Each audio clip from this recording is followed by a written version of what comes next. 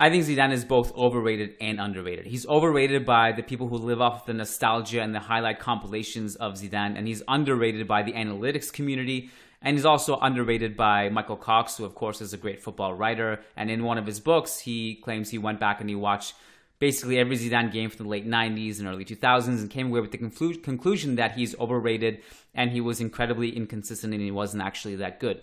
And I think the truth is somewhere in the middle, and this is where I stand on it.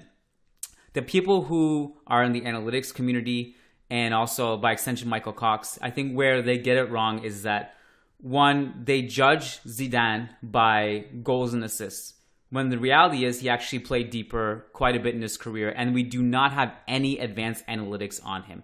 If we had key passes, progressive passes, ball carries into the final third, balls into the final third, expected assists, I think Zidane would probably be an analytics monster because the eye test tells us that. I mean, the other thing it does not take into equation, especially this is in regards to what Michael Cox said, is that Zidane was a big game player. You can go back, by the way, and watch any great player of the past and just pick a random game to watch. It may not be that impressive. I mean, you could literally go do this with some of the greatest players of all time, greatest midfielders of all time. We recently did this with Michael Laudrup, going back to some of his random games in the 90s, and we knew he was a great player, but if you just pick a random game from his to watch, he doesn't stand out that much as this transcendent being. Modric the same. If you go back and watch random games, it doesn't necessarily compute. But this is what they miss. Zidane was a big game player. Modric is a big game player. All these guys are big game players, and that's part of the reason why they're so great. You needed a World Cup final, European Championship final, Champions League final, Champions League knockout game, Clasico. Zidane showed up in all of those. He had big game, big balls mentality, and he was amazing.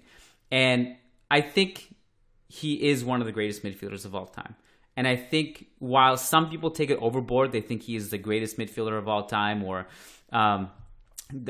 he's one of the top 5 players of all time. That's quite frankly way overboard, and that's definitely not true. I think the truth is somewhere in the middle. I think the analytics community really underappreciates him and doesn't value him. And the reason why I would argue you can put him into a Real Madrid starting 11 despite his peak necessarily not being at Real Madrid, or you could justify other midfielders over him. The reason I'd have him is because he had big game mentality. If you needed to win a game against the aliens who invade Earth and you need a midfielder in there, you put Zidane in there because he's going to show up.